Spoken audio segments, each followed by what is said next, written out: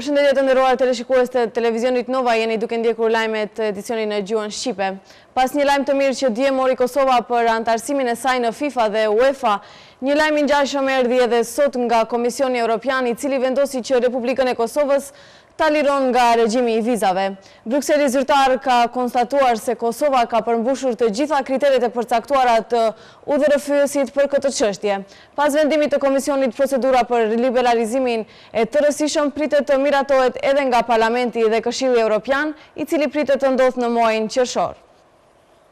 Komisioni Evropian ka rekomanduar heqjen e vizave për qytetarët e Kosovës. Me këtë hap, Komisioni Evropian vlerësoi se Kosova ka përmbushur kriteret e përcaktuara në udhërrëfyesin për këtë çështje dhe se qytetarët e saj mund të udhëtojnë në lirshëm në zonën Schengen, për qëndrimet e shkurtra sikurse edhe qytetarët e vendeve të tjera të rajonit. Pas vendimit të Komisionit, çështja pritet të shkojë në Parlamentin dhe Këshillin Evropian. Kosova ishte i vetmi në Europën juglindore qytetarët e së cilës nuk kanë pas mundësi të udhëtonin pa viza në vendet e Bashkimit Evropian. Kosova mori udhërrëfyesin për liberalizimin e vizave në qershor të vitit 2012 dhe se është vendi i fundit që nënshkroi marrëveshjen e stabilizim asocimit me BE-n. Pas dekadave të izolimit, nuk do të ketë më pritje para ambasadave, nuk do të ketë refuzime. Nuk kemi fituar dhurat, por kemi merituar liberalizimin me punën tonë të përbashkët. Kur punojmë bashk, asnjë kufi nuk na ndal. Urime liberalizimi sot, urime edhe për UEFA ndje. Javë historike, ka deklaruar presidenti i Kosovës, Hashim Thaçi.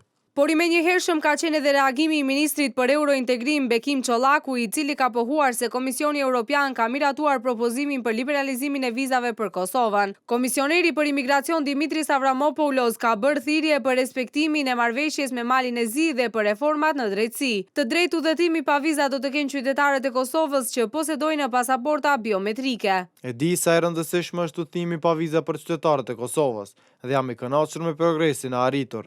Shpresoj që Parlamenti Evropian dhe Këshilli ta miratojnë propozimin tonë. Pas njoftimit nga Komisioni Evropian se Kosovës i është dhënë rekomandimi për liberalizimin e vizave, ka pasuar edhe urimi i kryeministrit të Kosovës Isa Mustafa. Mustafa shkroi në Facebook se me këtë vendim qytetarëve të Kosovës ju dha vlerësimi i merituar. Urime qytetarë të dashur, rekomandimin pozitiv për heqjen e vizave është vlerësim më i merituar për qytetarët e Republikës së Kosovës nga Bashkimi Evropian. Rezultatet e punës së qeverisë çdo ditë më shumë janë të prekshme për qytetarët e Kosovës, qytetarët të kontinentit dhe vlerave evropiane. Kryetari i Partisë Demokratike të Kosovës, Kadri Veseli, ka uruar qytetarët lidhur me marrjen e rekomandimit për heqjen e vizave për Kosovën. I falimnderoj qytetarët për durimin e përkushtimin e tyre, padyshim që PDK-ja ishte lokomotiva e këtij procesi. E falemderoj ish kryeministrin, ministrat e integrimit, ministrat e brendshëm dhe të jashtëm. Veseli në një konferencë për media ka thënë se sot është një ditë e jashtëzakonshme për vendin tonë. BDI-ja janë të përgatitur që të kthehen në qeverinë e VMRO-DPMNE-s me kusht të shpëtohet Prokuroria Speciale Publike dhe Komisioni Shtetëror Zgjedhor, mirë po kjo gjë kundërshtohet nga ana e VMRO-DPMNE-s. BDI-ja paralajmëron se gjatë kësaj jave do të ketë një përgjigje përfundimtare për pjesëmarrjen e tyre në zgjedhje. Në rast se nuk ka marrëveshje midis VMRO-DPMNE-s dhe LSDM-s, për BDI-ën më konkrete është opsioni i kthimit të qeverisë së Gruevskit dhe Ahmetit dhe mbajtjes së zgjedhjeve në vitin 2018. Burimi për mediat maqedonase kanë bërë me dije se nëse nuk mbahen zgjedhjet më 5 qershor, atëherë kjo do të thotë shlyerje definitive e marrëveshjes së Porzhinës dhe kthimin e vendimit të qeverisë së kaluar në krye me Nikola Gruevskin, ndërsa partneri i qeverisjes do të jetë vetëm BDI-ja. Në situatë të tillë, Bashkimi Demokratik për Integrim janë të përgatitur të kthehen në qeveri me VMRO-DPMNE-n me kusht të shpëtohet Prokuroria Speciale dhe Komisioni Shtetëror Zgjedhor, por në bazë të informacioneve, kjo kërkesë është hedhur poshtë që në fillim nga ana e VMRO-DPMNE-s, e cila nuk njihet në raporte të mira pikërisht me këtë prokurori, ku që në fillim kanë shkëmbyer akuza dhe kundërakuza në mesvete. Nga BDI paralajmërojnë që gjatë kësaj jave do të dalin me qëndrim për pjesëmarrjen e tyre në zgjedhje. Në pajtim me afatet kohore të KSZ-s, partitë gjatë ditës së nesërme duhet të paraqesin anëtarët e tyre në këshilla zgjedhore. Ky është hapi i parë, i cili në një farë mënyre mund të jepë një lloj përgjigje ndaj pyetjes nëse partitë do të marrin pjesë në zgjedhje apo do t'i bojkotojnë të njëjtat. Eurokomisari për politikë fqinjësore dhe përzgjerim Johannes Hahn ka pohuar se vetëm zgjedhjet e besueshme janë zgjidhje. Ai ka deklaruar se në Maqedoni është me rëndësi që të mbahen këto zgjidhje, të cilat do të jenë të pranuara nga Bashkësia Ndërkombëtare. Në ndërkohë, ambasadori amerikan në Maqedoni, Jess Bailey, kontakton me partitë ndërsa ai evropian Oraf, partive u ka transfermuar 7 rekomandime. Eurokomisari për politikë fqinjësore dhe për zgjerim Johannes Hahn ka pohuar se vetëm zgjedhjet e besueshme janë zgjidhje. Eurokomisari për politikë fqinjësore dhe për zgjerim Johannes Hahn për Radio Europa e Lirë ka deklaruar se në Maqedoni është më me rëndësi të mbahen zgjedhjet të cilat do të jenë të pranuara nga Bashkësia Ndërkombëtare. Kjo do të thotë se duhet të ketë listë të pastruar zgjedhore, zgjedhjet duhet të jene pa friksim të kandidatëve, partive dhe personave. Kjo është ajo që ka rëndësi për momentin. Kemi pasur përvojë kur zakonisht të gjitha fatet e ndryshme ishin përmbushur, ashtu siç ishin akorduar që në fillim, ose me pak vonesë. Prandaj betejë finale është të ketë zgjedhje. Nga ana tjetër, ambasadori amerikan në Maqedoni, Jess Bailey, kontakton me partitë, ndërsa ai europian, Oraf, partive u ka transmetuar 7 rekomandime.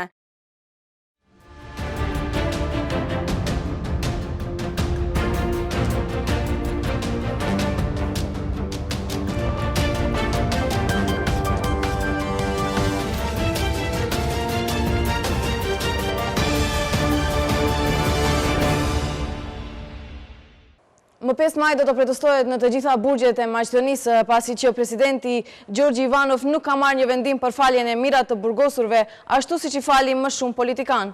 Protesta bëhet me qëllimin e vetëm që presidenti Ivanov të merr parasysh edhe kërkesat e të burgosurve. Në të gjitha burgjet e Maqedonisë më 5 maj do të protestohet në shenjë revolte pasi presidenti Gjorgji Ivanov nuk ka vendosur në lidhje me kërkesën e mirat të burgosurve të jenë të falur, ashtu siç bëri me politikanat. Protestet e të burgosurve do të bashkangjitet edhe të afërmit të tyre dhe organizatat jo qeveritare ku do të protestojnë jashtë burgjeve. Avokati Zvonko Davidović thotë se të burgosurit janë të revoltuar për shkak të standardeve të dyfishta, sepse presidenti nuk ka pranuar të bëj falje kolektive për të burgosurit dhe nuk ka shqyrtuar kërkesën e mirat të burgosurve, kurse në masë të madhe u falën politikanët. Të burgosurit do të kenë vetëm një kërkesë gjatë protestës së tyre të nesërme dhe atë që paraprakisht të përfshihen edhe ato në abolimin e kryetarit Ivanov, që bëri kohë më parë për fytyrat publike. Nëse kjo kërkesë nuk merret parasysh, protestuesit kanë paralajmëruar se e njëjta do të vazhdon edhe në ditët e ardhshme deri kur do të reflekton tek presidenti Ivanov. Kadastra këtë vit do të kryej regjistrimin falas të drejtave personale të së drejtës së patundshmërive në 29 komuna të reja kadastrale në mjediset rurale. Drejtori i Agjencisë për Kadastër të Patundshmërive, Slavče Tërpeski, apelon të gjithë qytetarët që të kompletojnë dokumentacionet që dëshmojnë të drejtën e pronësisë dhe t'i paraqesin ato në repartin kompetent, ndërsa kadastri do të kryej regjistrimin falas të drejtave të pronësisë. Kadastra këtë vit do të kryejë regjistrim falas të drejtave personale të së drejtës së patundshmërive në 29 komuna të reja kadastrale në mjediset rurale. Komunat e kadastrës janë konfirmuar me programin vjetor për azhurnimin të dhënave sipas detyrës zyrtare për vitin 2016, që e miratoi qeveria në seancën në datën 26 të muajit të kaluar, me qëllim të zvogëlimit të më tutjeshëm të përqindjes së parcelave të kadastrës me të drejtë pronësore të pakonfirmuara. Drejtori i Agjencisë për Kadastër të Patundshmërive, Slavče Tërpeski, sot apelon të gjithë qytetarët dhe personat juridik të cilët posedojnë pronën në komunat e kadastrës me program të shfletojnë fletparaqitje deri te reparti kompetent dhe të dorëzojnë dokumentacionet adekuat që ta tregojnë të drejtën e pronësisë, siç janë aktvendimet, marrëveshjet, aktet e organeve shtetërore, zgjedhjet të trashëgueshme dhe listat e pronësisë. Pas kësaj, potencoi kadastri do të kryejë regjistrim falas të së drejtave të pronësisë. Me programin e sakt theksohet periudha në të cilën duhet të shtrohen kërkesat, të cilat gjithsesi në kërkesë të tyre duhet t'i vazhdojmë. Pastaj, pas dorëzimit të kërkesës, kadastra del në vendin e ngjarjes së bashku me qytetarin e kryen identifikimin se ku është sakt gjendet patundshmëria, pas cilës vjen edhe regjistrimi dhe dhënia e fletpronësisë. Derisa qytetarët nuk paraqiten, potencon kadastra do të bëjë përpjekje të kryejë identifikimin dhe do të regjistrojë të drejtat e pronësisë, por nuk mund të garantohet se ku sakt do të regjistrohen. Për atë, apelojmë deri te të gjithë qytetarët të shfrytëzojnë mundësinë dhe falas të regjistrojnë të drejtën e pronësisë. Në Maqedoni ka gjithsej 4.047.000 parcela kadastrale, ndërsa 9.9% janë me të drejta të pakonfirmuara të pronësisë. Në 2 vitet e kaluara është kryer regjistrimi i parcelave në 104 komuna kadastriale nga gjithsej 205 komuna kadastriale ku përqindja e të drejtave të pakonfirmuara të pronësisë është më e madhe për 20%. Në ato 2 vite, siç informoi Tërpeski, masën e ka shfrytëzuar rreth 10.000 qytetarë dhe persona juridik të cilëve falas u është konfirmuar e drejta e pronësisë të mbi 16.000 parcelave kadastriale. Së bashku me programin për si vjetë deri më tani janë përfshirë 133 komuna kadastriale, ndërsa me programin e ardhshëm duhet të përfshihen 72 komuna të tjera. Me ndryshimet e ligjit për kadastër të patundshmërive në vitin 2013 është mundësuar për komunat kadastriale ku përqindja e të drejtave të pakonfirmuara të pronësisë është më e madhe se 20% në bazë zë programit vjetor të sjellur nga qeveria, ndërsa për paraqitje të shtruar nga qytetarët dhe persona juridik, kadastra të kryej regjistrim falas të së drejtës së pronësisë.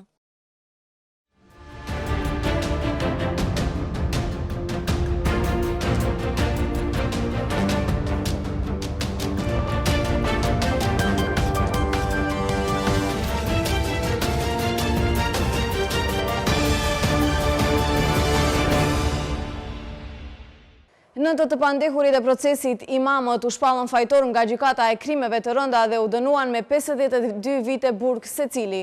Ndër të dhënat është edhe ish imami Genci Balla. Ata akuzohen për rekrutim të personave me qëllime terroriste dhe nxitje të urrejtjes fetare. 4 persona me vepra të ndryshme penale janë vënë në dije në pranga nga policia e Fierit. Blutë kanë bërë arestimin e Florind Marjanit, 26 vjeçar, ndërkohë kryetarja e komunës së Gjakovës, Mimoza Kusari Lila, ka konfirmuar se nuk është më pjesë e partisë së Bekxhet Paçollit dhe se do t'i bashkohet partisë së të paralajmëruar nga deputeti Ilir Deda. Sipas saj, kjo ka të bëjë me të gjitha ata që e duan një Kosovë më të mirë.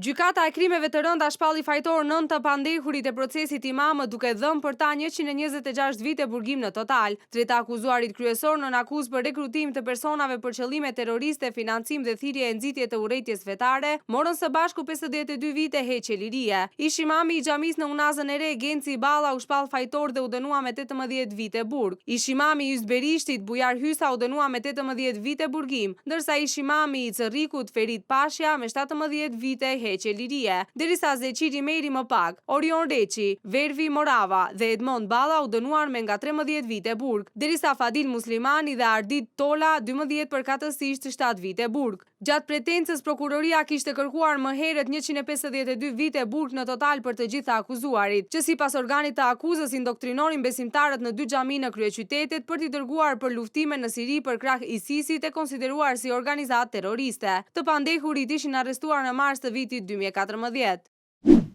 Policia e Fierit ka vënë në pranga 4 persona të shpallur në kërkim për vepra të ndryshme penale. Blut kanë bërë arrestimin e Florind Marinit, 26 vjet, lindur dhe banues në Libofshë, i shpallur në kërkim ndërkombëtar nga Prokuroria e Apelit Firenze për veprat penale, vrasje me dashje në bashkëpunim, heqje e paligjshme e lirisë, vjedhje me dhunë. Ndalimi i tij u bë me qëllim ekstradimi drejt Italisë. Kapja e këtij personi u bë në bashkëpunim me IE VP Fier. Policia e Fierit ka arrestuar gjithashtu Ulix Gjatën pasi gjykata e rrethit gjyqësor Fier ka vendosur ndaj tij masën e sigurisë arrest me burg për vepra penale, mbajtje pa leje e armëve të zjarrit dhe plagosje e rënd nga pakujdesia. Në pranga kanë rënë edhe 2 shtetas të tjerë të dënuar për vjedhje. Elderin Shperdheja ishte shpallur në kërkim pasi është dënuar nga gjykata e rrethit gjyqësor Fier me 8 muaj burg, ndërsa DK me 2 muaj burg.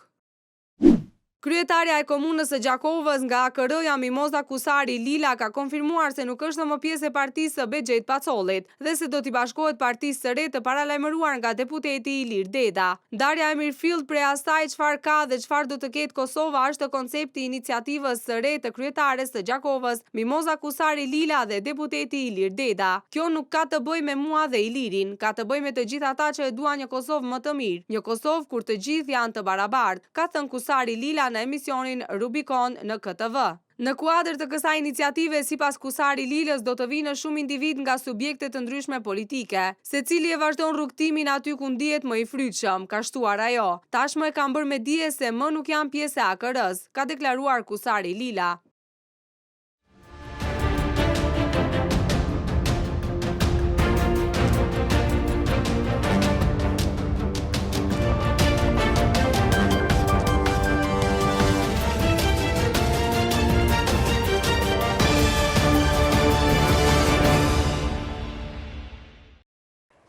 Më shumë kundërshtarë ndër të cilët edhe Zvicra që konsideroi si një ndër aleatët më të fuqishëm të Kosovës, ajo u pranua në UEFA me 28 vota për, 24 kundër dhe 2 të pavlefshme. Federata e futbollit të Maqedonisë ka votuar për antarësimin e Kosovës në UEFA. Pas fillores së hidhur të 2-1 që detyroi Bayernin të eliminohet nga gjysmëfinalet e Champions Ligës, Guardiola është i kënaqur me lojën, por jo me rezultatin. Tekniku spanjoll bori një deklaratë lamtumire. Federata e futbollit të Zvicrës, që nga Federata e futbollit të Kosovës llogaritej një ndër aleatët më të forta të saj, doli të jetë kundërshtarja më e madhe gjatë kongresit UEFA-s të mbajtur të martën në Budapesht, pas Serbisë që pritet të kundërshtonte. Me gjithë këto kundërshtime, Kosova u pranua në UEFA me 28 vota për, 24 kundër dhe 2 të pavlefshme. Fillimisht, Zvicra çoi plu rreth amandamentit të statusit të UEFA-s që parashit edhe ndërimin e një nenit që ka penguar vazhdimisht pranimin e Kosovës, e që ishte i lidhur me pranimin në OKB. Pas debatit për të, propozoi që votimit të bëjë në mënyrë të fshehtë dhe kjo u aprovua. Në fund, amandamentet nuk kaluan pasi nuk morën 2/3 e votave që kërkoheshin. Pas kësaj erdhi radha votimit për pranim të Kosovës. Paraprakisht pati debate, pas Serbisë fjalën e mori sekretari i përgjithshëm i Federatës Zvicrane Alex Meisher. Ai e tha troç atë që e mundon Zvicrën, lojtarët shqiptar të saj. U shpreh kundër që lojtarët të kenë të drejtë të ndrojnë përfaqësues pas pranimit të Kosovës. Presidenti i Federatës së futbollit të Malit të Zi, Dejan Savicevic, ka mohuar njoftimet se votoi në favor të Kosovës për pranimin në UEFA. Qëndrimi i Federatës së futbollit të Malit të Zi në këtë çështje ishte i prerë, se duhet të respektohet statusi i UEFA-s, e që nuk ndodhi në këtë rast, deklaroi Savicevic për faqen zyrtare të Federatës Malazeze. Sekretari i përgjithshëm UEFA-s Teodore Teodoridis në konferencë për media të mbajtur pak kohë pas kongresit në Budapesht, i është përgjigjur dhe interesimit të gazetarëve nga Kosova për atë që do të ndodhi në ditët dhe javët në vijim. Çështja kryesore ishte dalja e skuadrave kosovare në garat evropiane. Për këtë, zyrtari nga Greqia tha se do të merret një vendim deri në fund të muajit maj. Federata e futbollit të Maqedonisë ka votuar për antarësimin e Kosovës në UEFA. FFM shumë herët gjatë një vizite të Fadil Vokrit në Shkup kishte shprehur mbështetje për Kosovën. Sa i përket votimit për pranimin e Kosovës në UEFA, ne kemi votuar konform interesit të FFM-s dhe futbollit në përgjithësi, është shprehur zëdhënësi i FFM-s Faton Zylbeari. Ai theksoi se delegacioni i FFM-s në Budapesht ka qenë kryesuar nga kreu i Federatës Ilçe Gjorgjevski dhe nënkryetari Muhamet Sejdini dhe sekretari Filip Popovski. Pas fitores së hidhur 2-1 që detyroi Bayernin të eliminohet nga gjysmëfinalet e Champions League, Guardiola është i kënaqur me lojën, por jo me rezultatin. Tekniku spanjoll bëri një deklaratë lamtumire pasi uroi që Ancelotti ta çojë Bayernin në nivele sa më të larta. Jemi të kënaqur me atë që bëm, shpresoj që Ancelotti të sjellë këtë skuadër në një nivel më të lartë. Nuk janë episodet ato që vendosën, ne luajtëm shumë mirë për fatin na ndeshkoi. Humbëm me një ekip shumë të fortë dhe njerëzit janë të zhgënjur. Për Bayernin ndash gjithçka. U mundova me shpirt, por nuk ja dola dot. Uroj të ketë një të ardhme të mirë, u shpreh Guardiola. Flirti Gianni De Biasit me kombëtarin italiane ka vënë në lëvizje dhe Federatën Shqiptare të Futbollit. Këta të fundit duket se tashmë ka një listë me emra si pasardhës të mundshëm të teknikut italian. Në krye të listës është emri Besnik Hasit, trajnerit të Anderlechtit, i cili pritej të jap lamtumirën skuadrës së tij aktuale. Mediat belge raportojnë se në tryezën e 44 vjeçarit tashmë ka disa oferta serioze, por ai është i gatshëm të refuzojë të gjitha për stolin e kombëtarës shqiptare. Një ofertë e papritur është edhe e Nantes. Sipas raportimeve, Lorik Cana që aktualisht aktivizohet me këtë skuadër, e që njëkohësisht është një mik i mirë i Hasit, ka qenë ai që i ka kërkuar presidentit të marrë konsiderat emrin e 44 vjeçarit. Mirë po sipas mediave belge, Hasi është duke pritur një sinjal nga Shqipëria, pasi nuk dëshiron që ta refuzoj për herë të dytë kombëtarën Kuqeze, edhe pse në vjeshtën e vitit 2011 ishte skuadra e Anderlechtit ajo që këmbguli që trajneri Gjakovar të qëndronte në Bruksel. Të nderuar teleshikues, ishte kjo e tëra për këtë edicion informativ. Ju faleminderit për vëmendjen dhe bashkë mirupafshim.